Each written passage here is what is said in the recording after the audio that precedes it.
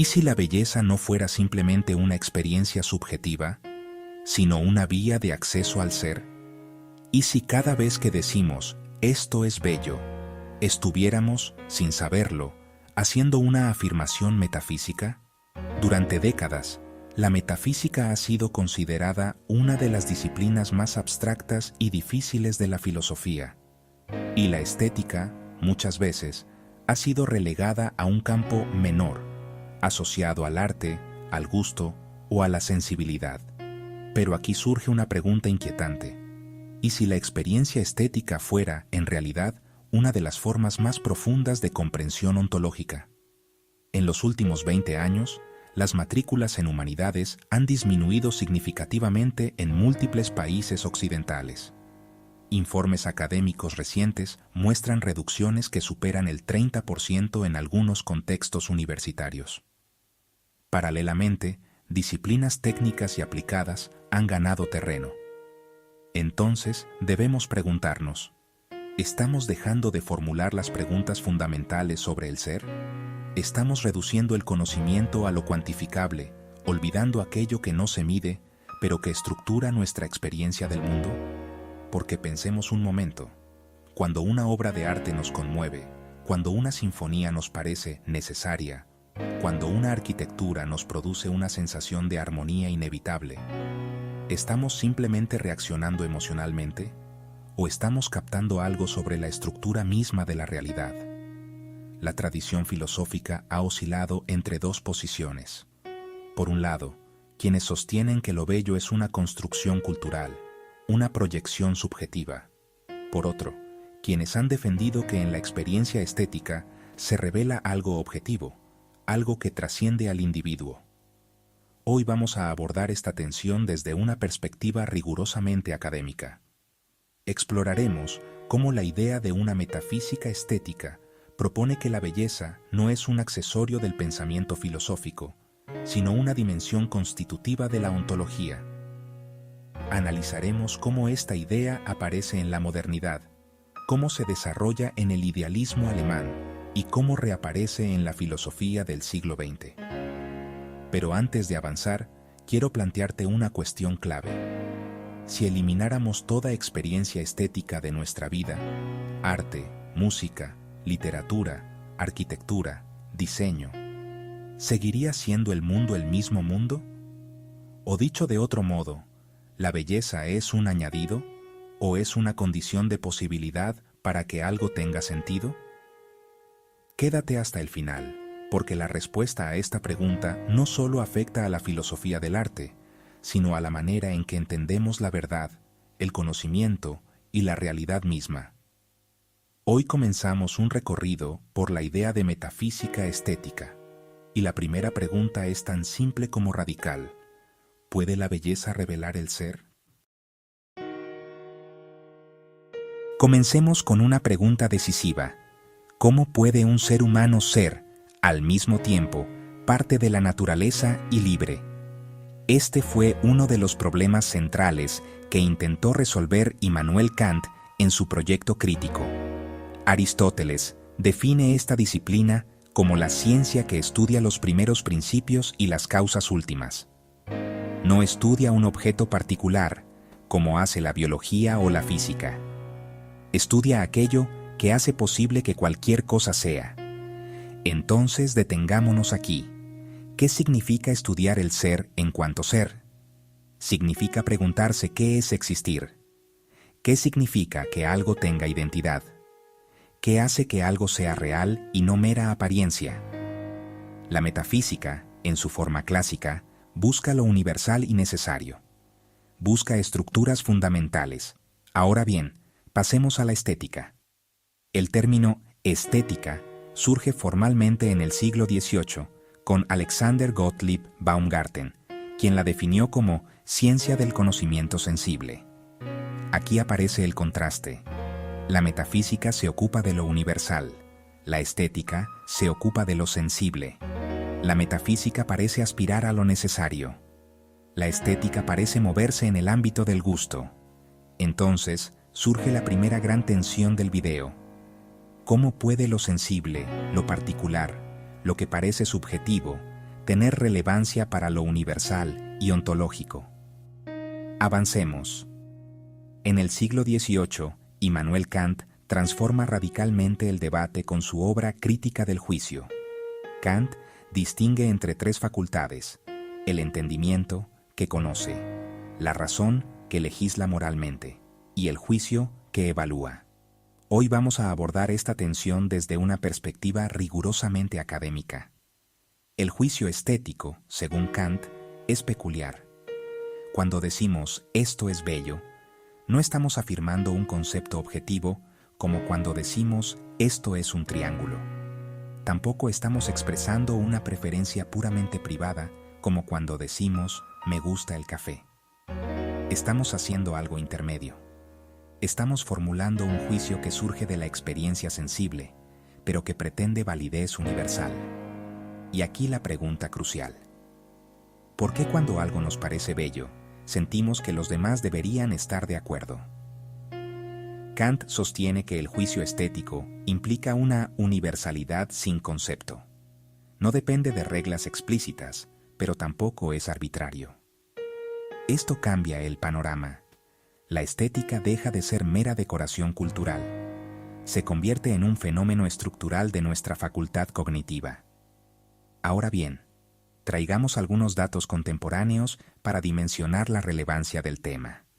Estudios en psicología experimental muestran que existe un alto grado de coincidencia intercultural en la percepción de ciertos patrones como bellos, simetría, proporción, equilibrio. Investigaciones en neurociencia, como las desarrolladas en University College London, indican que cuando una persona experimenta belleza, se activa consistentemente el córtex orbitofrontal medial, una región asociada a valoración y coherencia. Entonces pregunto, si hay regularidades estructurales en la experiencia de lo bello, ¿podemos seguir afirmando que la estética es puramente subjetiva? Volvamos al eje conceptual. La metafísica pregunta, ¿qué es el ser? La estética pregunta, ¿cómo experimentamos lo que aparece? Pero tal vez ambas preguntas estén más conectadas de lo que parece, porque si nuestra experiencia del mundo siempre está mediada por estructuras sensibles, entonces lo estético no es un añadido posterior, es una condición de posibilidad de cómo el mundo se nos manifiesta. Aquí surge la hipótesis central de este capítulo. Tal vez la metafísica no pueda construirse ignorando la dimensión estética de la experiencia. Y te dejo con esta pregunta antes de pasar al siguiente capítulo. Si toda comprensión del mundo comienza en la experiencia sensible, ¿no debería la metafísica prestar atención a la forma en que esa experiencia se configura estéticamente? Comencemos con una pregunta provocadora. ¿Y si el arte no fuera simplemente una expresión humana, sino el lugar donde el absoluto se hace visible? En la Crítica de la razón pura, Kant establece que el mundo natural está regido por leyes causales necesarias. Todo fenómeno ocurre conforme a estructuras a priori del entendimiento, espacio, tiempo, causalidad. En la Crítica de la razón práctica, introduce el ámbito moral, donde el ser humano se concibe como autónomo y libre, capaz de actuar conforme al deber. Pero aquí surge el conflicto. Si todo en la naturaleza está determinado causalmente, ¿cómo es posible la libertad? Si somos fenómenos naturales, ¿cómo podemos actuar moralmente? Durante años, este problema quedó abierto dentro del sistema kantiano, hasta que en 1790 publica la Crítica del Juicio. Y aquí ocurre algo extraordinario. Kant propone que el juicio estético funciona como un puente entre el mundo de la naturaleza y el mundo de la libertad. Detengámonos en esto. El juicio estético no es conocimiento científico. No produce conceptos, tampoco es una ley moral. No impone deberes. Es una experiencia de finalidad sin fin. Cuando contemplamos algo bello, percibimos una armonía entre nuestras facultades. Imaginación y entendimiento entran en un libre juego. No hay una finalidad objetiva demostrable, pero sentimos como si hubiera una adecuación entre nuestra mente y el mundo. Y aquí la pregunta clave. ¿Por qué el mundo parece, en ocasiones, estar hecho para ser comprendido y apreciado? Kant sostiene que en la experiencia estética experimentamos una suerte de consonancia entre sujeto y objeto. No conocemos el noumeno, la cosa en sí. Pero en la belleza, el mundo se nos presenta como si estuviera estructurado de modo compatible con nuestras facultades. Eso tiene implicaciones metafísicas profundas. Porque si el mundo puede aparecer como armónico para la conciencia, entonces no es un caos absoluto. Ahora añadamos un dato contemporáneo. Investigaciones en neuroestética han mostrado que la experiencia de belleza activa de manera consistente el sistema de recompensa cerebral, especialmente el córtex orbitofrontal medial. Estudios de resonancia magnética funcional indican que, ante estímulos considerados bellos, ya sea música, arte visual o incluso ecuaciones matemáticas, se produce un patrón de activación similar. Esto es crucial.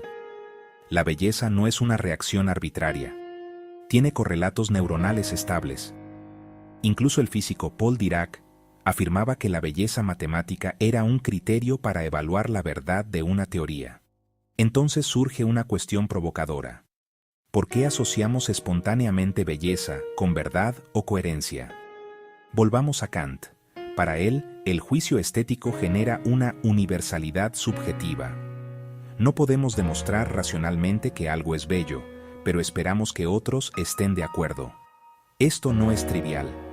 Implica que la experiencia estética tiene una estructura comunicable y compartible. Aquí aparece el concepto de sensus communis, una comunidad de sentido, y esto nos lleva a una hipótesis fuerte. Tal vez la estética no sea un adorno de la razón, sino la condición que permite imaginar un mundo común. La experiencia de lo bello anticipa, de forma sensible, la posibilidad de una comunidad racional. Por eso Kant considera que el juicio estético cumple una función mediadora dentro del sistema filosófico. No es un tema marginal, es estructural. Ahora te pregunto directamente, si la experiencia estética nos muestra que el mundo puede ser sentido como coherente, ¿no está sugiriendo, aunque sea indirectamente, que existe una compatibilidad profunda entre mente y realidad? Y si la belleza fuera una señal, no demostrativa pero significativa, de que el ser no es indiferente a la razón? En este punto, la metafísica estética comienza a tomar forma. La belleza deja de ser un simple fenómeno psicológico, se convierte en un indicio trascendental. En el siguiente capítulo, veremos cómo esta intuición será radicalizada por el idealismo alemán, donde el arte ya no será solo puente, sino revelación del absoluto. Comencemos con una pregunta que cambia el marco del debate.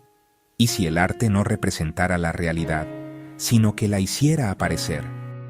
En el siglo XX, la discusión sobre metafísica estética da un giro radical con Martin Heidegger. Tras Kant, el problema seguía abierto.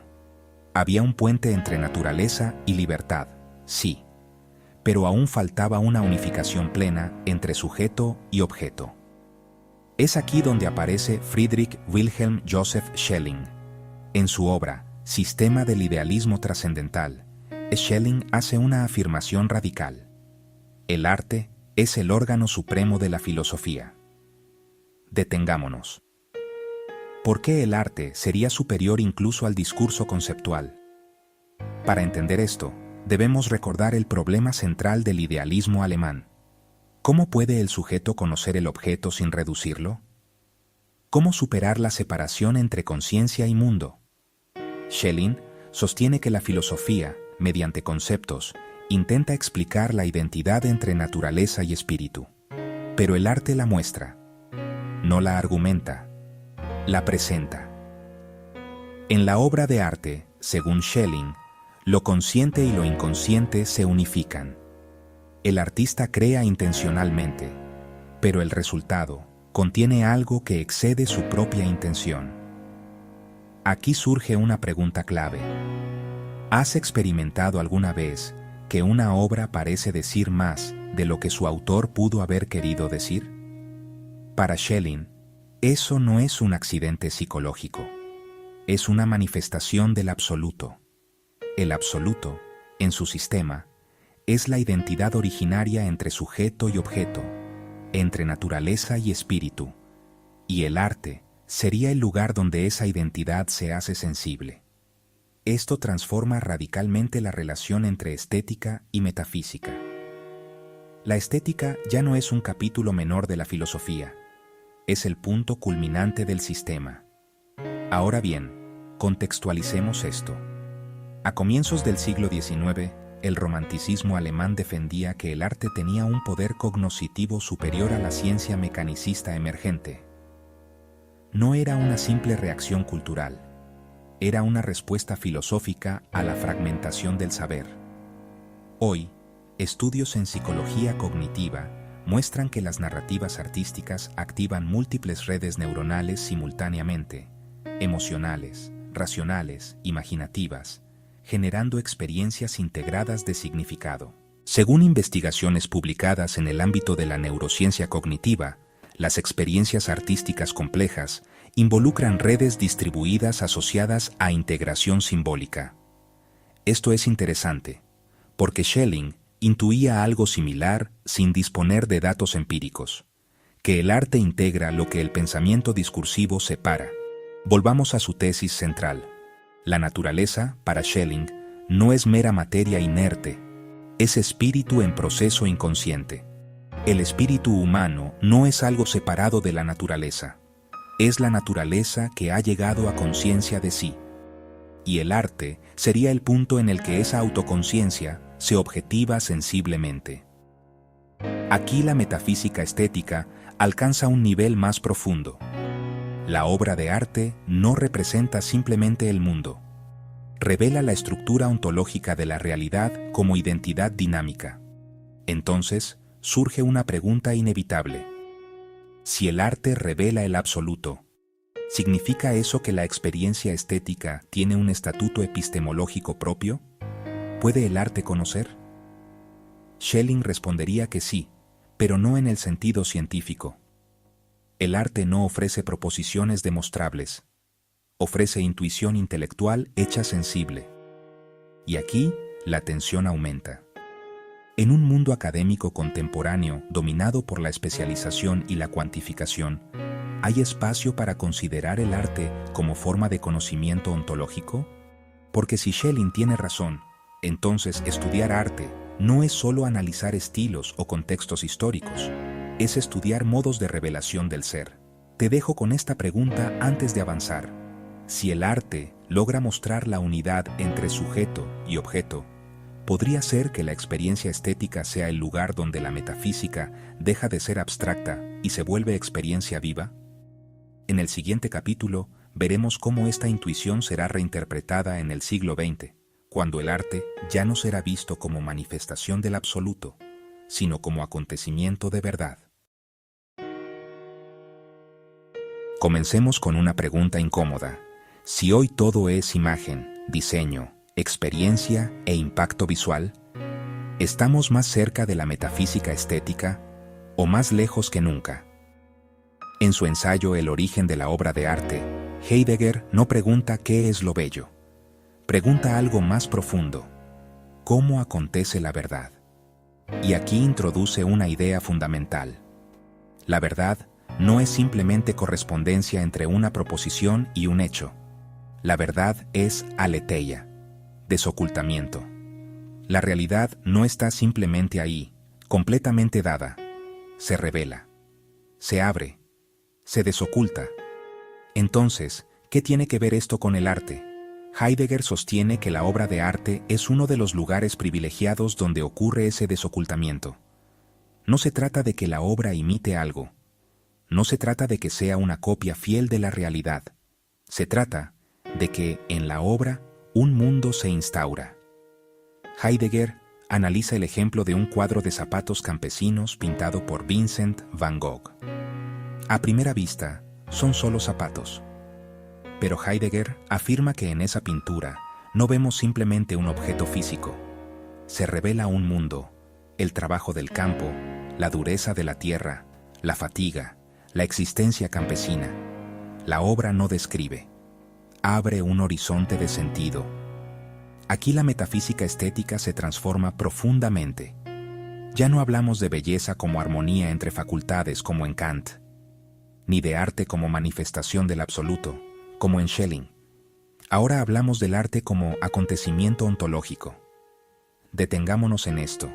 Si la verdad acontece en la obra de arte, entonces el arte no es decoración cultural, es una forma de acceso al ser. Y aquí surge una pregunta crucial para el ámbito académico.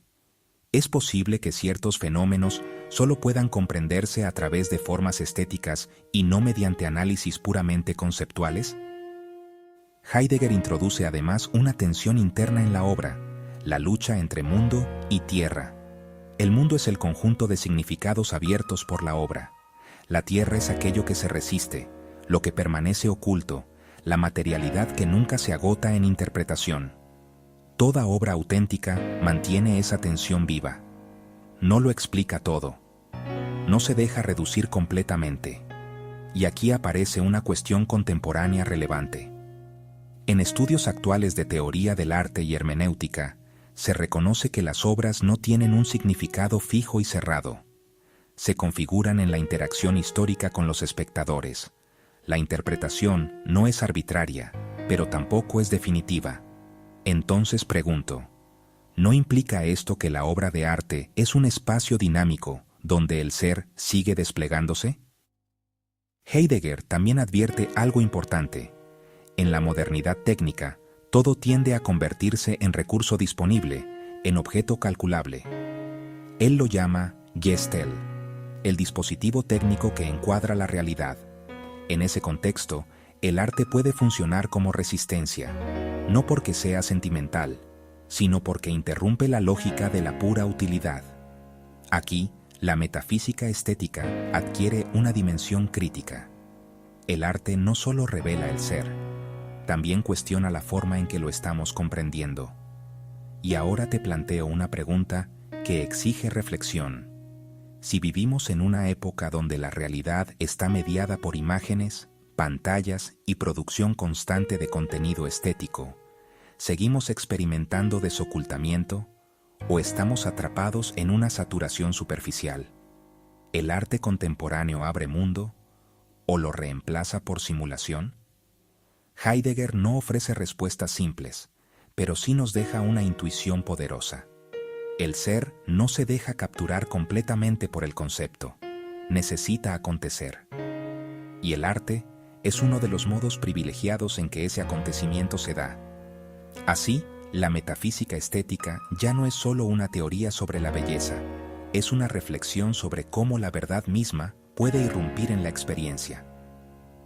En el próximo capítulo abordaremos el escenario contemporáneo.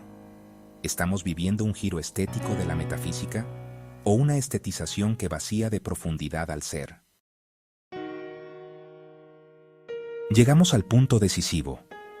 Después de Kant, Schelling, Heidegger y el debate contemporáneo, la pregunta ya no es histórica. Vivimos en una época donde la experiencia está profundamente estetizada. Redes sociales, arquitectura urbana, branding, interfaces digitales, experiencias inmersivas, inteligencia artificial generativa. Todo está diseñado para producir impacto sensible.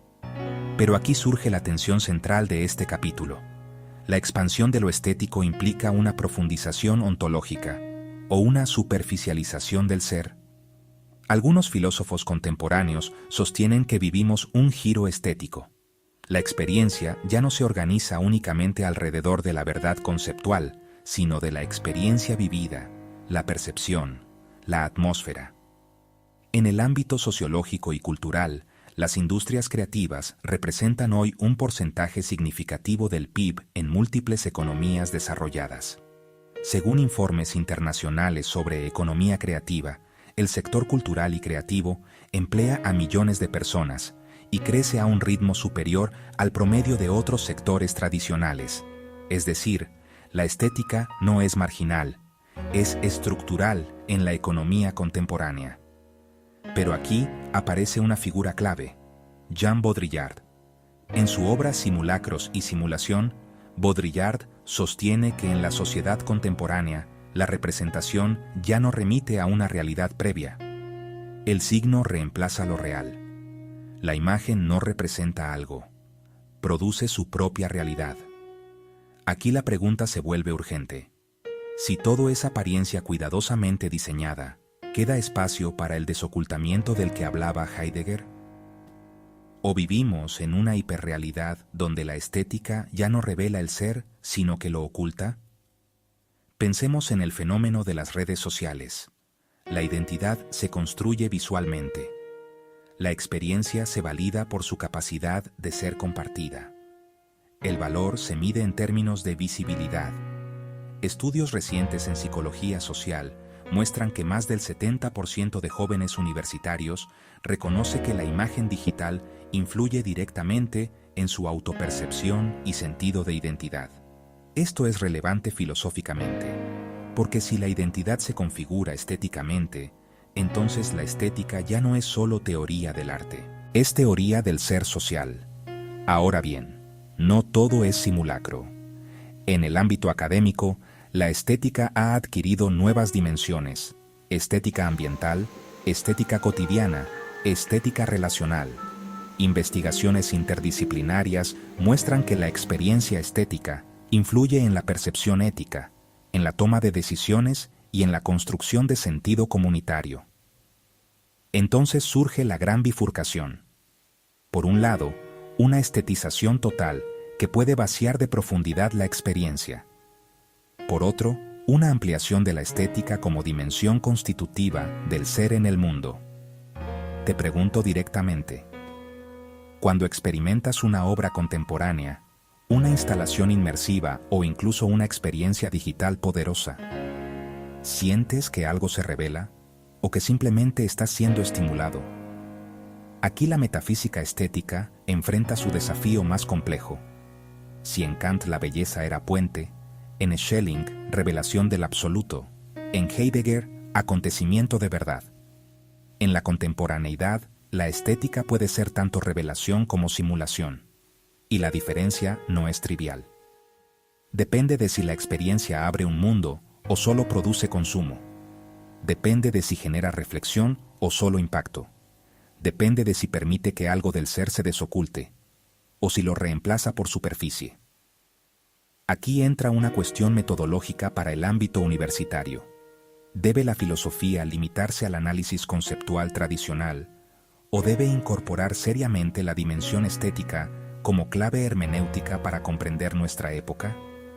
Porque si el siglo XXI está estructurado estéticamente, desde la política hasta la tecnología, entonces ignorar la estética es ignorar la forma en que el ser se manifiesta hoy. La metafísica estética no es una teoría del pasado romántico, es una herramienta crítica para interpretar el presente. Y antes de cerrar este capítulo, te dejo con una pregunta que exige reflexión académica profunda. Si la realidad contemporánea se organiza cada vez más en términos de experiencia estética, ¿estamos ante una nueva forma de ontología o ante la pérdida definitiva de toda profundidad ontológica? Llegamos al punto decisivo. Después de Kant, Schelling, Heidegger y el debate contemporáneo, la pregunta ya no es histórica, es actual. ¿Tiene sentido hablar hoy de metafísica estética en un contexto dominado por ciencia, tecnología y datos? O más radical aún, ¿puede la experiencia estética seguir siendo una vía legítima hacia el ser en el siglo XXI? Recapitulemos brevemente. Para Immanuel Kant, la belleza funcionaba como puente entre naturaleza y libertad.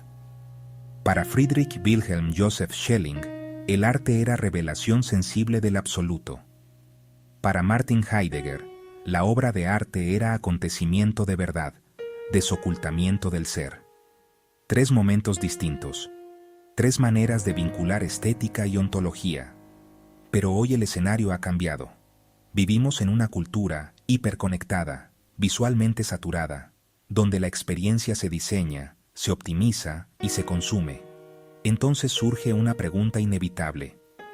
¿La estetización total de la vida fortalece o debilita la posibilidad de una metafísica estética? Algunos filósofos contemporáneos han señalado que la experiencia estética no desaparece en la modernidad tecnológica, sino que se transforma.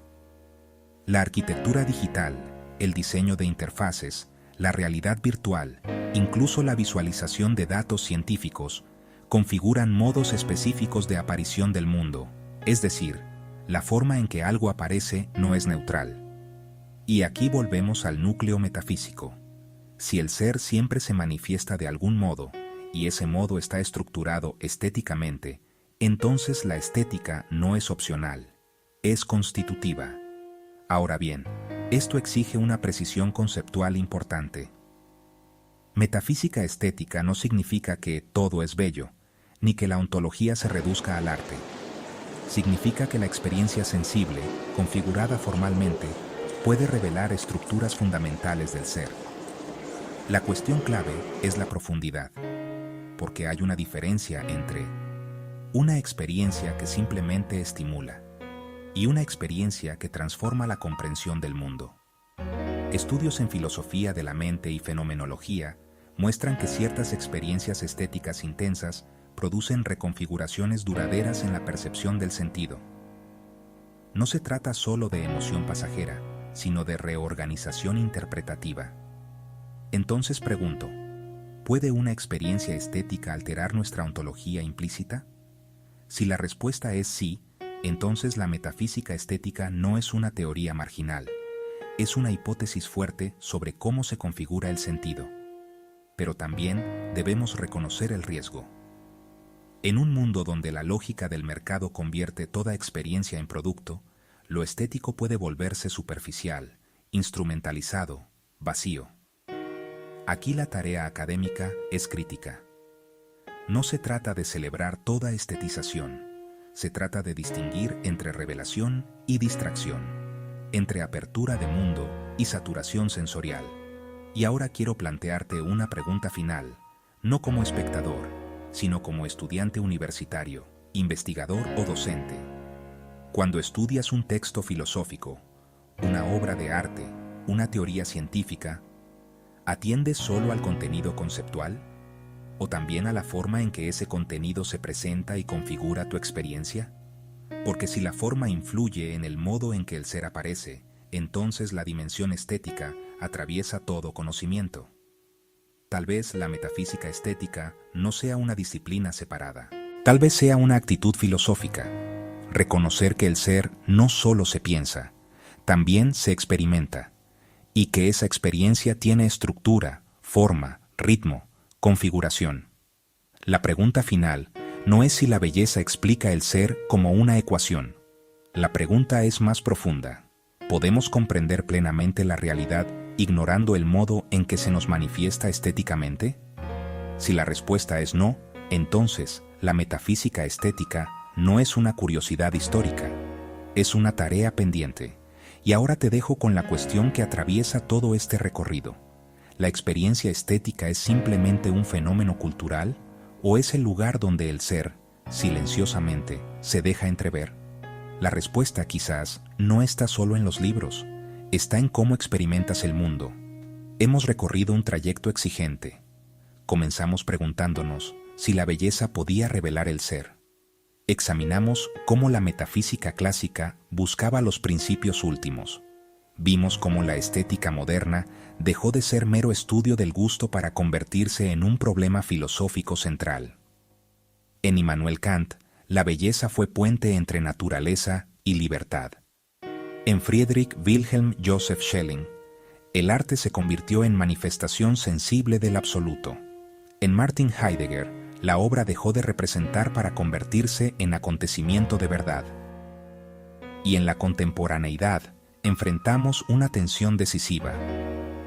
¿Vivimos un auténtico giro estético de la ontología o una estetización superficial que reemplaza profundidad por impacto? La cuestión no es menor, porque si el ser siempre se nos da de algún modo, y ese modo tiene forma, configuración, ritmo, aparición, entonces la dimensión estética no es secundaria, es estructural. Tal vez la metafísica estética no pretenda demostrar científicamente que la belleza explica el ser. Tal vez proponga algo más radical, que el ser no se deja captar únicamente por el concepto, que hay dimensiones de la realidad que solo se abren en la experiencia. La pregunta final no es teórica, es existencial y académica. Cuando experimentas algo que llamas bello, ¿estás simplemente reaccionando emocionalmente o estás entrando en contacto con una forma de verdad? Si la experiencia estética transforma tu horizonte de comprensión, si modifica la manera en que interpretas el mundo, entonces no es trivial.